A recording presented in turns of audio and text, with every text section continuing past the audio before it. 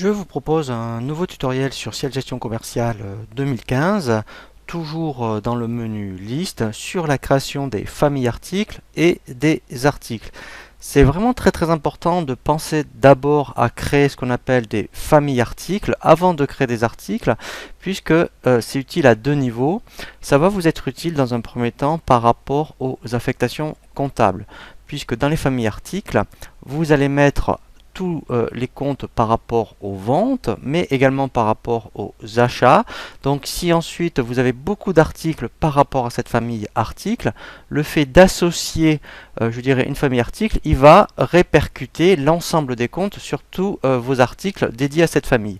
Donc là, vous allez gagner du temps, mais c'est également intéressant au niveau des statistiques de chiffre d'affaires, dans le sens où, à la fin du mois, vous saurez le chiffre d'affaires réalisé par famille et ensuite à l'intérieur de la famille si elle vous dira tous les articles concernés par chiffre d'affaires. Donc c'est vraiment intéressant. Donc c'est pour ça que quand on met en place une gestion commerciale, il faut prendre son temps, il faut bien analyser son activité et ensuite commencer à paramétrer certaines choses avant effectivement de créer des articles, des clients, des fournisseurs et de faire des devis.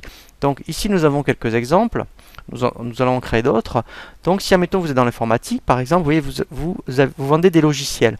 Donc ça peut être, admettons, les logiciels Ciel Compta, Ciel Gescom, Ciel Paye, BP. Donc ça va être les articles. Eh bien, vous pourrez très bien créer une famille logicielle. On aurait même pu, admettons, créer une famille logiciel Ciel, logiciel BP. Et à l'intérieur de la famille, alors bien sûr, la TVA. Alors, si déjà vous avez un fournisseur uniquement pour ces articles, vous pouvez ici mettre le fournisseur. Ça sera très intéressant lorsqu'on verra le tutoriel sur les réappros automatiques. Il faut absolument que le fournisseur soit dans les fiches articles. Donc là, il le mettrait tout seul. Donc ça vous évitera de l'oublier. C'est intéressant aussi au niveau des conditionnements. Donc effectivement, si vous avez une activité par conditionnement, c'est-à-dire que je prends, mettons, l'exemple d'un caviste, admettons, il va acheter par carton. Donc là, on aurait pu mettre par carton. Donc après, on verra comment conditionner, admettons, un carton de 6. Et on verra que dans les ventes, en fait, ils vont à l'unité. Donc si vous le faites aussi au niveau de la famille, tout ça n'est pas à faire dans les articles.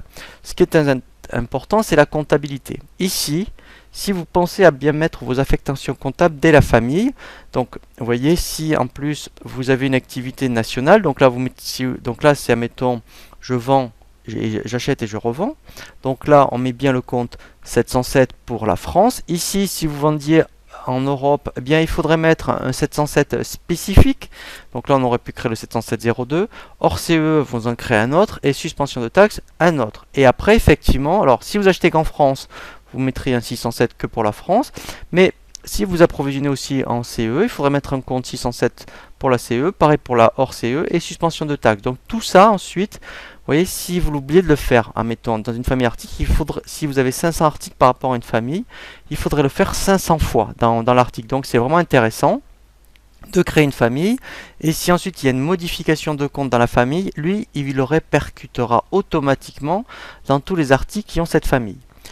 Ensuite, donc l'onglet tarifs. Donc là, on verra effectivement dans les opérations commerciales, si vous voulez faire une opération particulière que pour cette famille, eh bien tous les articles qui ont cette famille, ça sera fait automatiquement. Et les stocks, donc là, vous voyez, alors on a vu effectivement les dépôts. On pourrait très bien dire que eh bien, tout ce qui est logiciel est dans un certain dépôt.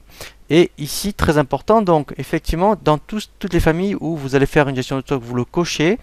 Quand vous faites de la prestation, vous allez créer, mettons, une famille installation, formation par exemple, il faudra penser à décocher gestion des stocks parce que sinon, dans tous les articles, automatiquement, il va vous rappeler la gestion de stock et dès que vous ferez une facture, il va vous dire que en fait, vous êtes à moins quelque chose. Donc, de penser à créer des familles, c'est vraiment très important avant de créer ce qu'on appelle donc des articles.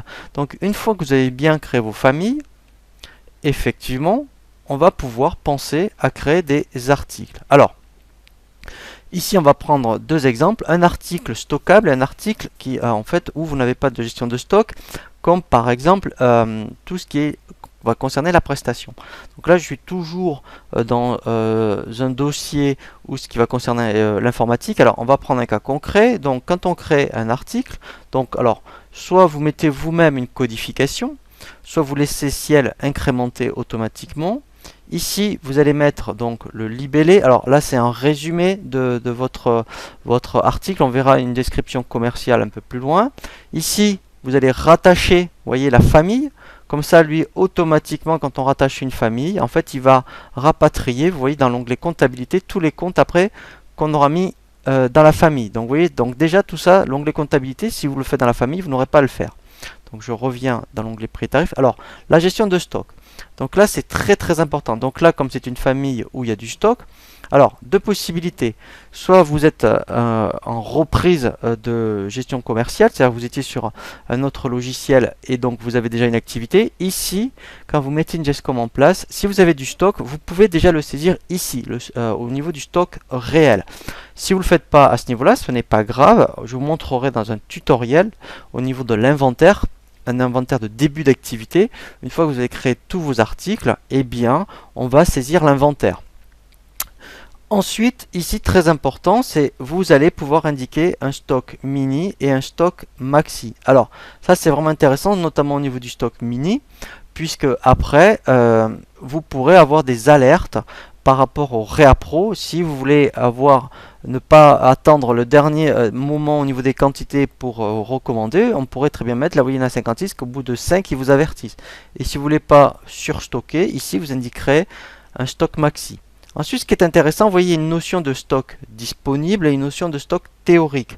Le stock disponible, c'est vraiment, entre guillemets, le stock réel. Et le stock théorique, vous voyez, il tient compte des commandes clients et commandes fournisseurs. Donc là, il n'y a que des commandes fournisseurs.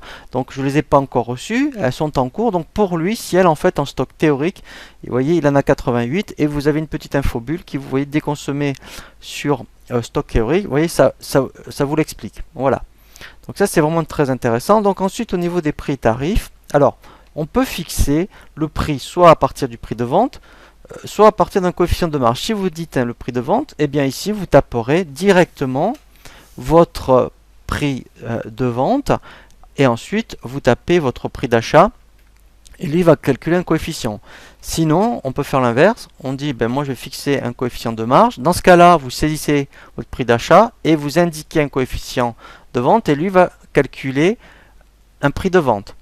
Voilà. Et ensuite, donc on peut aussi éventuellement, si vous vendez qu'aux particuliers par exemple, voilà, vous pouvez donc indiquer uniquement le prix TTC. Donc là, vous aurez la main sur le prix de vente TTC.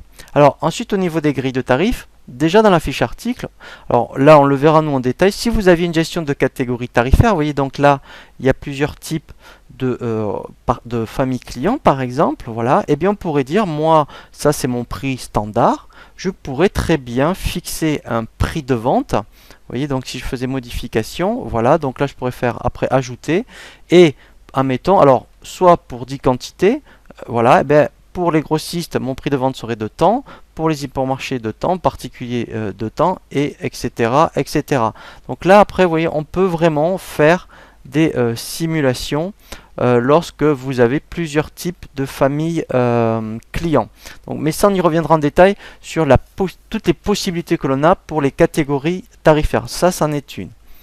Ensuite, donc le dépôt. Donc, si vous avez une gestion multi-dépôt, donc lui, comme ici, on a fait dans la famille, on a dit que tout ce qui est, mettons, les mini PC sont dans le dépôt de Lyon, automatiquement, il vous le met dans dépôt de Lyon. On verra qu'on peut faire des transferts entre dépôts et on peut faire même des mouvements directement. Là, on visualise tous les mouvements de stock directement dans la fiche d'article pour les mini PC. La désignation commerciale, donc c'est là où on pourrait mettre quelque chose de plus commercial. Donc on pourrait mettre, admettons, écran 15 pouces par exemple. Voilà, disque dur, voilà, mettons un TO, voilà, etc., etc. Et c'est ici qu'en fait, s'il voit que la description commerciale est plus complète, quand vous faites vos devis, il ira chercher la description commerciale. Ensuite, on a l'onglet complément. Alors ça, c'est vraiment très important en fonction de ce que vous faites. Donc vous pourrez très bien mettre un code barre. On verra qu'après on peut aussi connecter une douchette et il sait lire les codes barres directement. On peut mettre une garantie, ça peut être intéressant après par rapport à des choses que vous vendez, par rapport à un suivi, par rapport à des contrats de maintenance une fois que la garantie est terminée. On peut affecter des catégories, donc ça vous voyez les catégories, ici on ne peut pas en créer, donc ça il faut avoir je vous invite à regarder le tutoriel sur liste tab 1 pour comment on crée ce qu'on appelle des catégories. On peut aussi indiquer des unités, donc là des unités de vente. Donc là pareil, c'est dans le menu liste autre liste, vous voyez, parce que sinon là on peut pas le faire. Ensuite donc la marque, voilà, donc ça aussi vous verrez, on pourra se servir de la marque. Un substitut, donc si vous avez un produit équivalent quand il sera plus en stock, et bien automatiquement, si vous en avez un, vous pouvez le mettre ici, comme ça, lorsque vous êtes en rupture de stock, en commande client, vous pourrez aller chercher le substitut. On verra aussi l'éco-participation.